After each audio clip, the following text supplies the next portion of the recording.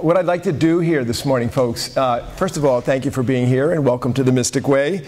I want to begin by stopping. So I'd like to, during the next 32 weeks as we start our time, begin with a little teaching on meditation and have us spend a moment in prayerful meditation. So this meditation is inspired by our Lord and by Diana Ross and the Supremes. Molly, will you go shut the door in there in the kitchen just so we don't hear they're cooking chicken? We're having chicken for lunch, folks. So, Diana Ross and the Supreme, Stop in the Name of Love is the topic of this. So perhaps you might want to begin by just getting your body right and turning inward a little bit. You know, we are such a extraordinary go, go, go culture. One of the things we learned in the Co-Creators series when we talked about the future is that we as a culture are accelerating, and the evidence of our accelerating, of course, is everywhere. I was pondering this the other day. Do you remember when people used to wait for their mail? You know, we went from snail mail, and then we went to FedEx when I worked in an investment bank, overnight mail, which seemed to be shocking. And then the fax machine, remember that? And as long as you each had a machine, it was nearly instantaneous. And then we went to email. Remember the explosion of email when it seemed to be instantaneous? And now, of course, we live in a time where sentences are too long. If you want to communicate with somebody under 30, don't send them an email, so it's texting or tweeting. And we went from Facebook taking over the world to that being for old people, and Instagram, and the instant news cycle of 24 hours is always a part of us. We were all raised, as you may know, in some sense, the industrial culture of the Industrial Revolution. And the Industrial Revolution took us as human beings and made us into cogs. Remember, this is when we as a culture started to change the way we thought of time. Look at lawyers billing, where every moment is supposed to be billed. What a horrifying way to live. And we went from dawn to dusk to hours and minutes, and we really are finding ourselves in the post-industrial world when it comes to paradigms for people, and we now live in a digital paradigm for people, which is that we are supposed to function night and day, 24 hours, in a kind of always-onness of processing. So one of the things we most assuredly need to do is stop. Okay, nothing in our... Molly? Sarah, or somebody, would you just shut that door? Nothing in our world has prepared us to stop. Everything in our world has prepared us to go. Richard Rohr started an organization called Contemplation and Action. He's a Franciscan, a deep, deep Franciscan. And he thought it would be sort of 50-50, and almost all of their work is in contemplation, because Americans only know action. They don't know how to contemplate. They don't know how to stop. So, let's just sit up. We're going to be quiet here for a moment and stop in the name of love. And this is a discipline we should all do. We should stop in the name of love. Love for ourselves, because Thomas Merton pointed out it's incredible violence upon yourself if you don't stop.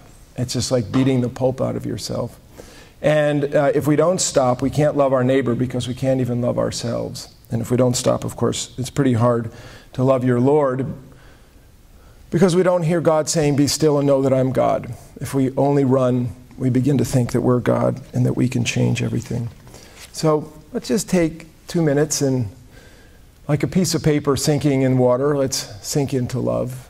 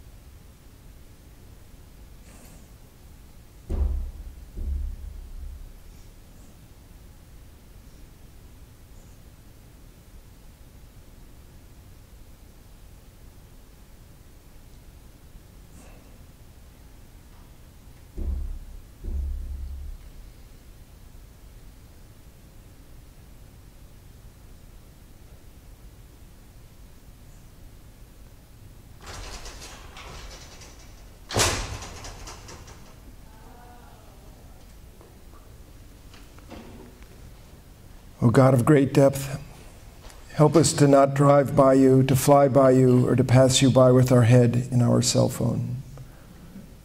From the quietude of our being, call up to us and say, stop in the name of love. Amen. Okay, welcome. You all know how this works. I'm going to talk, and we're going to have time for questions and insights. And as I always say, the way this works so well is everybody has such incredibly wonderful things to say. So I hope that you feel bold in the spirit and share. Now, as I mentioned at the 8 o'clock service, the parish theme this year is the Mystic Way, and what an incredible treat it is to talk about this. We are going to cover things that we don't know anything about, things that we know about. We're going to touch upon the greatest achievements, spiritual achievements that have been known in the history of humanity. We're going to talk about the kind of hot spot where the divine and human interact in places and ways that completely transcend normal human activity. We're going to touch upon some of the great giants of humanity and people who renounced everything and then found everything, and you seem to be able to see it by the look of their lives and the things they accomplished.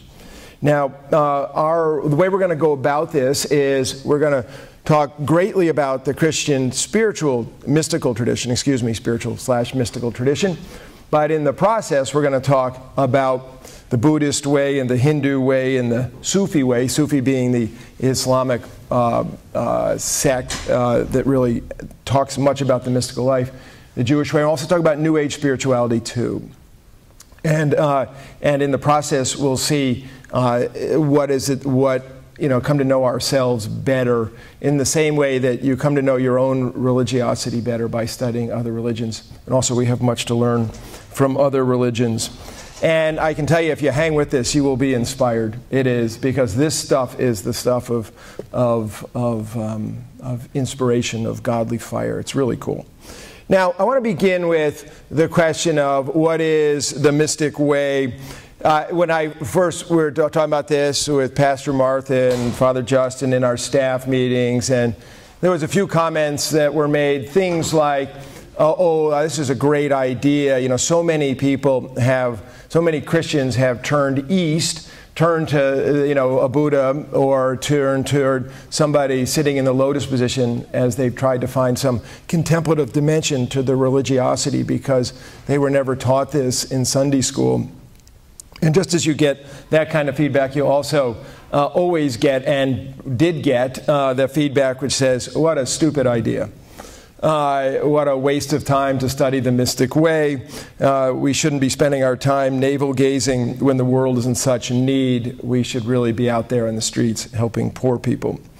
I just want to say that the idea that the mystic way is self-centered navel-gazing is as wrong as one could potentially and possibly be about anything. But I also want to note that when you use words like mystic, mystical, they're like a Rorschach test. Everyone know what a Rorschach test is. My daughter studies psychology in college, and she was telling me that Rorschach was himself a psychologist and how the test got developed. And I've actually, as a kid, took the Rorschach test and still remember it. But the Rorschach test of mystical experience or mysticism is a blank slate in which people bring what they think they know to it. So for some, this is the stuff of esoterica. This is the stuff of Gnostic knowledge and heresy and woo-woo people and the enemy of organized religion and rational thought, and Wickenden and men in long flowing skirts. That this is not a mainstream thing. And for others, when you talk about the mystic way, you're talking about the very heart and soul of religion, the very bullseye, the center.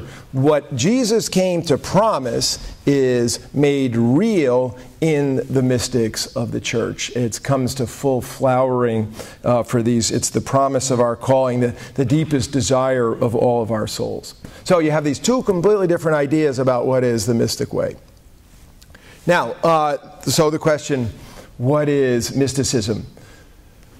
There are, of course, like the word spiritual, there are many, many definitions, but the theological definition of mysticism is that there's direct and immediate experience of the divine. Okay, that's of the absolute. So a sort of experiential tasting of God. That's what we're talking about, sort of communion with reality. And mysticism derives from the word mystery, and we would say that God ultimately is mystery. I remember my favorite professor in seminary, Rowan Greer, saying that any church or any doctrine that boils God down to great surety is clearly a heresy, because at some point the mystery of God flies away from us. Some of you have heard me tell his beautiful metaphor, which is, and I'm sorry Father Justin's not here to hear this, budding theologian as he is, that he would say all theology in the end is like a little boy peeing into the wind. Eventually it breaks apart.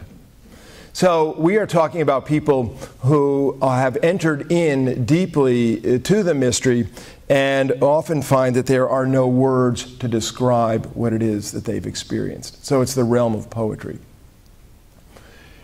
Okay, poll.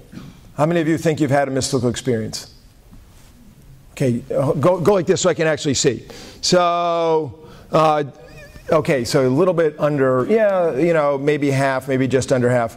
So the Gallup poll, which used to be the big poll, at least when I was growing up, now taken over greatly by the Pew Research poll, shows consistently that just under 50% of Americans believe they have had a mystical experience. These mystical experiences often fall into the category of the mountaintop experience, some point in time or place where somebody experienced a kind of sublime belonging to the world, and all things shall be well kind of moment, a kind of knowing and a kind of peacefulness that transcends their normal lives. And there's a sensibility with that what you're experiencing is not of your own making, that you have received this as a gift, and that you want to keep it, and that when you leave it and return to clay-footed normalness, you think, I want that back, but that it bears a mark on you. Now, the Pew Research poll and the Gallup Research poll does not describe or ask or seek differences in what these mystical experiences are. So mystical theologians would say that there are different categories and types of mystical experience. The question is simply, did you receive a mystical experience? Now, mystical experience is something that is, that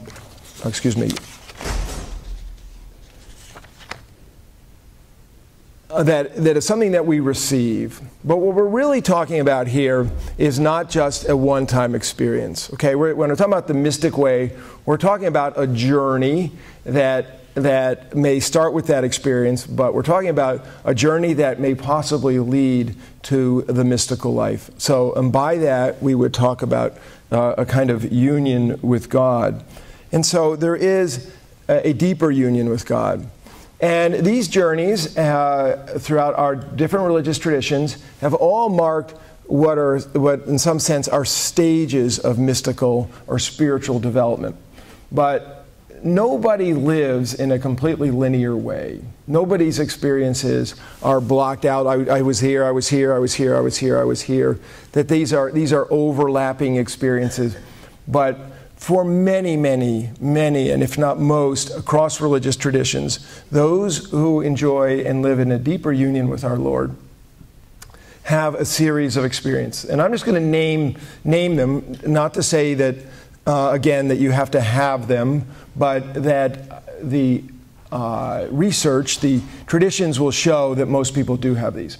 So the first is some sort of awakening experience to God. And in that, this can come quickly, like on the road to Damascus, or it can come slowly, like watching an ice cube melt. The same professor with the little boy peeing in the wind used to say that he never had a religious experience. This was a man whose whole life was devoted to our Lord. And he said it just, like an ice cube melting, just sort of happened. But he couldn't point to a time when he was somewhere and he was going left and then all of a sudden turned right.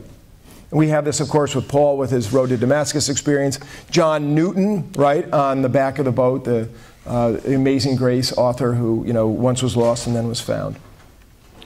So that in this profound religious experience, we also get that into this journey it's a journey of transformation.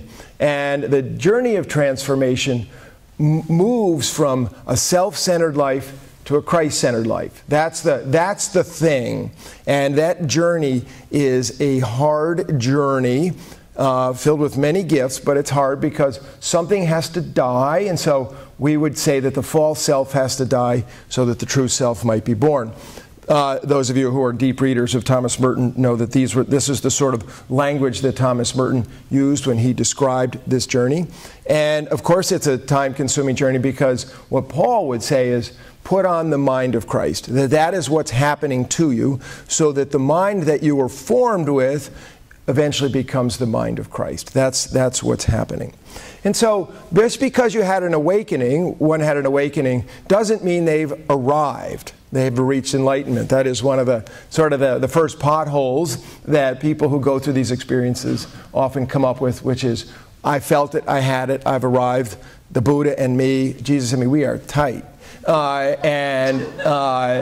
What the religious tradition says is that the greatest experiences are given to those who need them most. In other words, the biggest trouble, those in most trouble get the experience. Those in the least trouble get less of the experience. So suppose you've had such an experience, and so now you would start in on what is known across religious categories, maybe by different language, but they all describe the same thing, which is known as the purgative way. In the purgative way, purgation, purgatory, cleansing, retraining of the self toward a new compass point. So if the compass point had always been me, me, me, me, that we might get in the story of John Newton, slave trader turned priest. So then the new compass point is God. And so in the new compass point, the purgative way is part of moving toward that new compass point. And the retraining of the self is a hard thing. It's a hard thing. We can't always get our way. And here I'm reminded of two things in particular. Those of you who have had children, and know that there comes a time when you need to let your baby cry in the crib. You need to retrain the baby to sleep through the night so that you don't come all the time. And this sort of thing happens in the purgative way. And so that the experience of God might not be so immediate every time you want it. So you begin to feel like you'll lose the very thing that you were seeking. Also, another example of the purgative way that I see so much in the world is somebody who loves to drink and has a bar that they love to go to. And then they come to the awakening in their lives that the drink is killing them. And so therefore, they can't go to the bar anymore. And so part of the rescaling of that life is not these friends, but other friends, not this place, another place, not this for a source of joy and letting go, but this is a source of joy and letting go. So that would be another example of the purgative way that we see oftentimes in our culture. Now, the purgative way leads to what is known as the illuminative way. And the illuminative way, illumination, light. This is from the Psalm, "In thy light I shall see light." This is the saying that's on the crest of Columbia University, I think. And that is to say that in the illuminative way, we begin to receive so-called mystical gifts. We begin to receive gifts of grace, not of our doing. In other words, we can't womp it up to feel that way. We get some sense that this has come to us. And in the illuminative way, we get what is known as the prayer of quiet named by Teresa of Avila. And in the prayer of quiet, you have a great desire for interiority. This is the contemplative self. All you want to do is sit down and be quiet. And in sitting down to be quiet, you seek to find God in the one place where we can all find God, which is right inside. In our culture, we so often seek satisfaction outside of ourselves, when the mystic way would say, sit down, shut up, and look inside.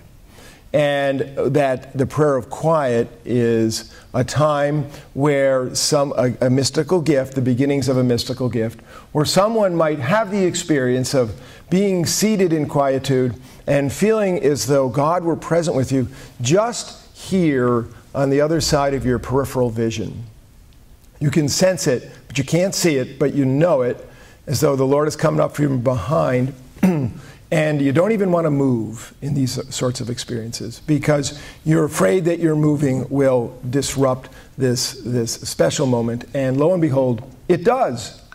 It does. Now, just as you're enjoying, in the illuminative way, the beginnings of gifts from grace, it's also getting harder. One of the ways that Teresa used to talk about this was that in the purgative way, you begin to, cut down the weeds in your garden, but you cut them down with a sigh. Okay, that using her imagery. We now do it with a mower. You cut down the weeds, but in the illuminative way, you pull them up by the roots. And when you begin to pull things out of you by the roots, it hurts all the more. So the illuminative way, if you were going to talk about this, might have this kind of motion. And throughout all the traditions, one of the things we're going to learn is all the traditions are reacting to what the Christian tradition talks about as a pendulum swing. And in the pendulum swing, it basically feels good, feels bad, feels good, feels bad, feels good, feels bad. And there's no stopping the pendulum swing. Okay, so if you think that your spiritual life will get you to a place where you're always going to feel good, you're mightily mistaken because nobody has quite found that to be the case. Now, the illuminative way, again, if we were drawing this out in a linear way, which again doesn't really happen to anybody, would then lead to the dark night. Some, dark night made famous by St. John of the Cross in his poem, The Dark Night of the Soul, and then the book he wrote about the dark night of the soul. John is the patron saint, poetry saint, patron of poetry in Spain. And what he did was, he was a spiritual genius and an incredible poet. His poetry is incredible. But both sides of his brain were fully functioning at the time that he was living. And he then would write a commentary on the poem. And he is the one who coined the phrase, the dark night of the soul. And what he is talking about there is the final cleansing of our spiritual sensibilities. And the dark night of the soul is often a very awful and terrible thing. You know you're in it or experiencing it when you want only to get out of it. Okay, this is nothing to be romantic about. It is awful. You feel that your Lord has left you. You feel that your friends have left you. You feel that your life is a horror show. And all that you've given your life to tends to go away. And in the process, there is a cleansing that happens where you are brought to nothingness. Okay, you're brought so low that you simply have to surrender. And it's in the final surrender, which leads, of course, to the unitive way. So much of the spiritual life that we're going to talk about, and as we hear Christians and Jews and Muslims talking about the life of the Spirit, is the irony. I've always wanted to write this book called The Fight to Surrender, because that's what it is. You're fighting like a wild dog to surrender. And in the surrender is the beginnings of the unitive life. And I think that the unitive life is often understood so well, again, by Teresa of Avila, who talks about the different movements in the unitive life, where they talk about the kind of transformation. What happens when God's presence is with you all the time, and you are on fire with the Spirit? Now, what you get here are... before I get there, what you get in her description is like this. In your prayer life, in the early going, in the purgative way, you have to grow your prayers like a bucket of water to put water on the flowers in your garden. And if you stop, the flower dies, right? You just stop. And then in the illuminative way, you begin to move toward, in her time, oh, I wish I could remember what it's called. A water wheel, I think, is what it's called. There's some mechanism was put on the bucket to make it less laborious, and so there's a kind of mechanism that makes getting the water easier. You still have to bring the water to the flower, but it's a lot easier. And then she talks about the movements of the unitive way. In the first one, she says, God puts a stream through your soul. And so now it's a lot easier because the water from the stream, you know, things grow along the stream, and if you want to get to the edge of your soul, you can get it. It's quite easy just to get it and chuck the bucket that way. And then when she talks about total transformative union with her sisters, she says, you no longer have to worry about God's presence, sisters, for God reigns upon your garden. And so the presence of God in your life is on there all the time. Now, one of the things that I just described and you might miss in this question, and I talked about quietude and the desire for quiet, is that in the transformation that happens as one moves from being self-centered to Christ-centered is a profound and burning desire to be an instrument of God's peace. So it's contemplation and action. It's contemplation in action, and love bursts forth. And so in our own tradition, we get St. Paul knocked off a horse, goes to Tarsus for 3 years to sort out these mystical experiences, having more mystical experiences, and then he explodes onto the Mediterranean in his 3 missionary journeys. And then St. Francis of Assisi, who goes from wine, wild rich kid, to warrior, complete failure, to mystic in action, where he is captured, put in prison, nearly dies, comes back to recuperate. Father thinks Francis is a psycho. As he walks around wandering in the fields, sick, has many more mystical experiences, finds himself at the church in San Damiano, and the crucifix says to him, Francesco, rebuild my church. Francis explodes out of that church and begins a movement which takes a very deadened church in the 1200s, and by the time Francis dies, there's 5,000 Franciscans traveling about singing the joy of the gospel. So another example of the fact that mystics are not sleepy people who are self-centered. Catherine of Siena, a poor girl, really goes into her basement for 3 years. Her parents think she's also crazy, so that she feels this deep call to quietude, has all of the mystical experiences, comes exploding out the basement and starts picking up sick people and helping her community. And by the time she dies, all of the leaders of the European world are seeking advice from a poor girl who's totally uneducated for the wisdom on how to go forward and how to solve their problems. All again, the school of charity, as what Evelyn Underhill used to call it, the school, the mystical school that she was trained in the basement. So why do we study the mystic way now? And I got to tell you, we need this in a big way because the time is right for the rebirth. There is an incredible hunger for holiness in the world today, and we see some of that with the popularity of the Pope, as the world has said, now here's a holy guy. We need and hunger for holiness. And let me just say, give you 3 reasons why I think we should and you should devote your year to spending time with this topic. The first is we are all little mystics, and none of us are Francis of Assisi, but that we all have this stuff in our soul, and we hunger for it at the deepest places. We all hunger for God. That's, as St. Augustine said, my heart is restless until it finds rest in thee, O Lord. And we all have restless hearts that can only find one true resting space, and that is in deep union with our Lord. And so do this for yourself. The second reason to do it is for your church. The church is in trouble. Everybody got that? The church is in trouble. Okay? Every religious institution in the world is in trouble. We're in the midst of a reformation that is going to make the Reformation look like a sleepy little thing that happened in Europe. The whole world is being broken apart religiously in this worldwide Reformation. And one of the things that we know, if you take a look at Christianity in the United States, it's all pretty amazing. The Pew Research poll, again, that came out in 2014, surveyed 35,000 Americans. The U.S. is the home to most Christians in the world. And wait to hear this. This is shocking. This almost mirrors my time at St. Mark's, too. So in my time at St. Mark's, basically, the percentage of Americans who identify as Christians has dropped 7%. Now, that means in 2007, 78.4% of Americans identified as Christian, and in 2014, 70.6%. So it's an 8% drop. And this covers all categories: white, black, Hispanic, rich and poor. The drop is precipitous.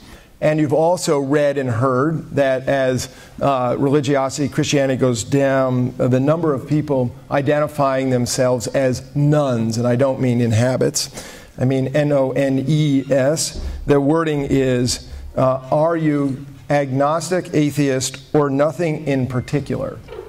That's where the nun comes from, nothing in particular. That number in 2007 was 16.1%, and that number in 2014 was 22%. So 16 to 22, or almost 23%. And the one thing we know from this group of people is what they want to see is authenticity. Show me somebody who has real experience of the divine. Show me somebody whose life has been transformed, and show me somebody who's done holy things about it. And then maybe I'll consider it. That's the way it is.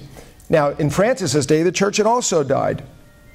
And that's what the Franciscans did. They showed people that Jesus was real. Was Jesus real for the world to see? Now, the third reason I think that we should all plunge into this is that the world is in great need of healing. The one thing we most assuredly know is we have intractable problems, right? We have intractable problems. And the only way to get out of these intractable problems is transcendent leaders. I am absolutely convinced of this. So many of us grew up with apartheid in South Africa, and it took Nelson Mandela and Bishop Tutu to lead it. It took leaders, transcendent leaders, to bring them to a different place. How about Gandhi, right? Gandhi in India. Gandhi is a mystic in action. You may know that, I won't go into the whole Gandhi story, we'll do that later, but Gandhi had one picture in his room. It was a picture of Jesus. And Gandhi, with his passive resistance, brought that. I'll just name it now, the Israeli-Palestinian problem, which seems so intractable. I am absolutely convinced that that will never be solved until each side raises up a transcendent leader who can lead their peoples to a more holy place, because current leadership cannot do it. Okay, I'm going to take a breath here, and I just want to finish with just a note about why we're studying other religious traditions, and then we'll have some conversation.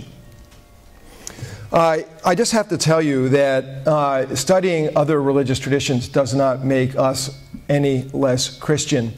When I thought about this is not like we're cheating on Jesus. Okay, it's not like cheating on your spouse here. Okay, Jesus is our man, right? That's not the issue here. I mean, Thomas Merton was not any less Christian because he spent 10 years studying the mystics of the East, and Martin Luther King was no less Christian that he did his PhD dissertation on Gandhi and the peaceful nonviolent resistance of Gandhi that he fashioned the movement behind. Also, I just hope that you can grab a hold of this in a big way. We have much to learn from other religious traditions. I just have to say that any religion that thinks they know it all is dangerous. And we see that in the world today, where religions that are so absolutely sure of themselves that they are right and everyone's wrong, they demonize the other, is absolutely the source of hell. You may remember in our own baptismal covenant that we say that we will seek and serve all people and find Christ in them, and that we also say that we will respect the dignity of every human being.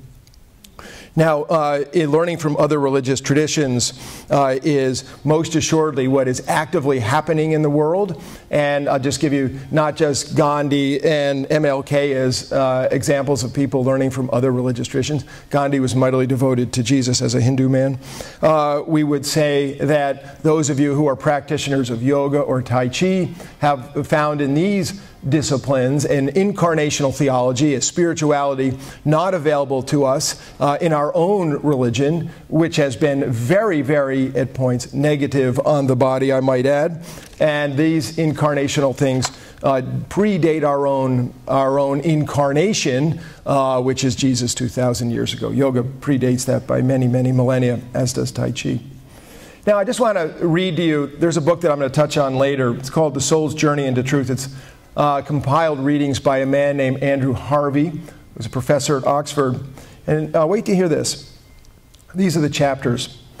Voices of the First World, Taoism, the way of Tao, Hinduism, the way of presence, Buddhism, the way of clarity, Judaism, the way of holiness, Ancient Greece, the way of beauty, Islam, the way of passion, Christianity, the way of love in action. We would say as Christians that we have a theology for passion and devotion and for beauty and holiness and clarity, all of these things, right? But what he's trying to say is each of these religious traditions, this is the emphasis on the syllable. Now, what we're going to find here is that we have a lot in common. But I'm telling you one thing we're not going to find is we're all the same. We ain't all the same, okay? And the theologies are not all the same. When you go to the mystical journey to the end point, what happens? It's not the same. Now, the conversation might not be about right or wrong. These might be complementary spiritual realities, but it's not all the same. So just to get a taste of that, in Christianity, we talk about love, right? We are ultimately engulfed in love. In Hinduism and Buddhism, the conversation is about consciousness. Now, the nature of that consciousness and the nature of love is the source of great conversation, but they are not the same thing. And finally, I just want to finish with a thought that comes from the Himalayan Institute about a reason why we need to study each other. We saw some of this in Abraham's tent. And the quotation is this: if you put Jesus, Buddha, and Muhammad in the same room together, they will embrace each other. If you put their followers together, they may well kill each other. Okay, thoughts, comments?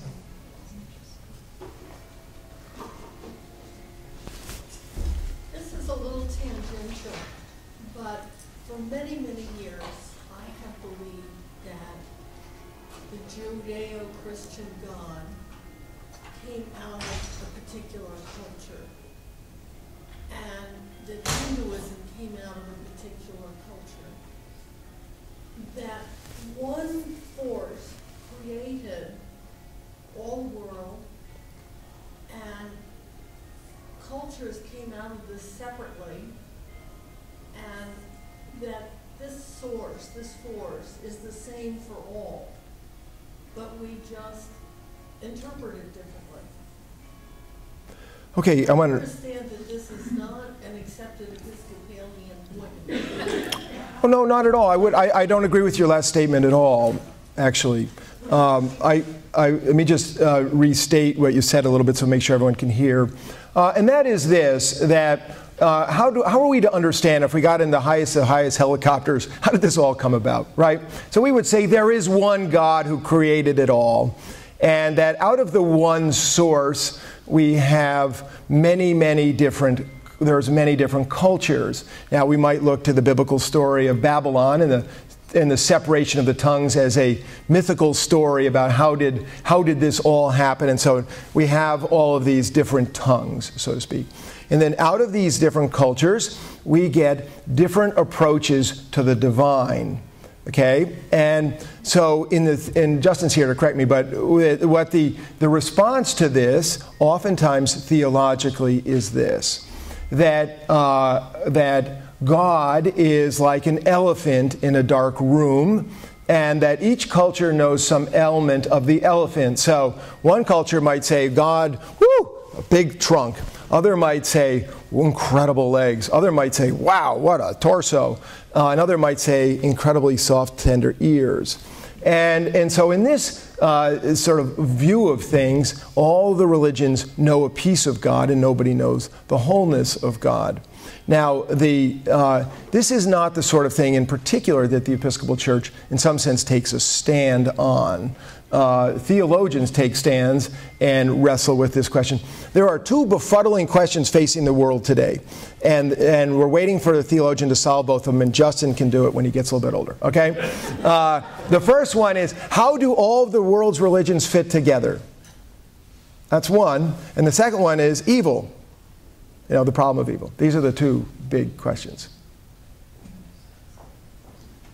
I don't know if I answered your question. Justin, you want to say anything to clarify? No, I've only worked on the second question, Peter. Okay. Anybody else? Anything else? I wonder if Liz's comment has to do something with what's sometimes called the uniqueness of Christ, and how does that fit in with regard to what you're talking about? Because I think for all of us Christians, we do profess in some way that there is a uniqueness about Christ that is not shared necessarily with other religions. Okay, so wonderful. Thank you for that clarifying. Wonderful. Thanks.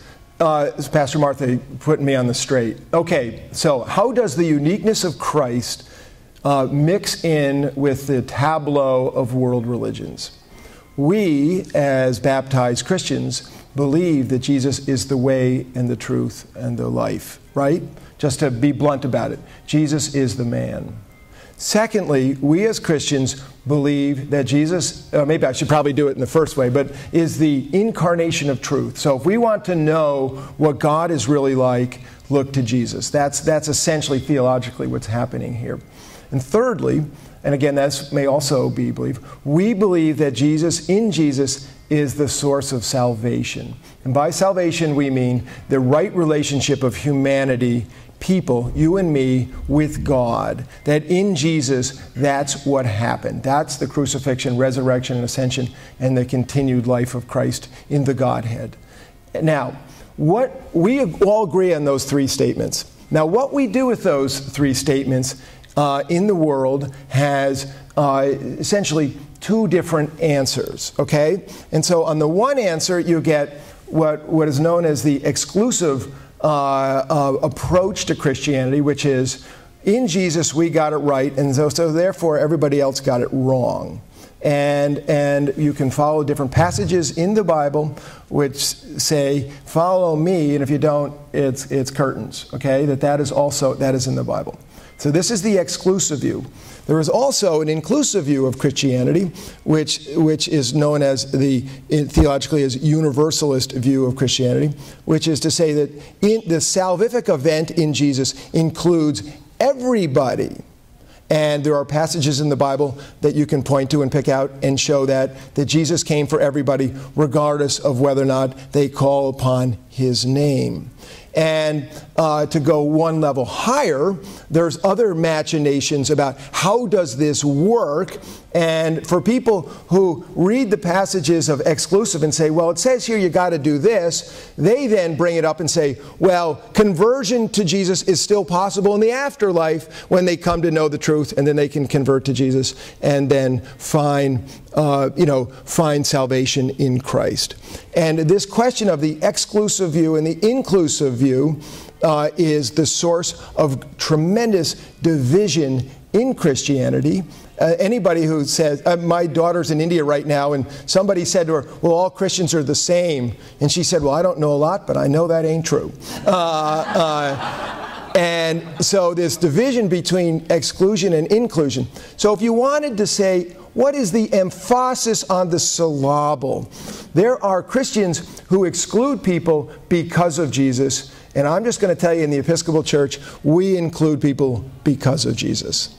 Okay? So that, in some sense, is an attempted answer to say it's because of Jesus that we have the confidence to talk about the whole tableau of religion without beating the pulp out of anybody else, because we are so deeply rooted in the truth of our guy, that in our way, in our truth, in our life, that we do not need to be threatened by anybody else. I gave a Christmas sermon about, I think Jesus could take Santa any day. I don't know if you remember that one. And I don't think that we need to be threatened by Moses or Muhammad or anybody else either. We can have this conversation.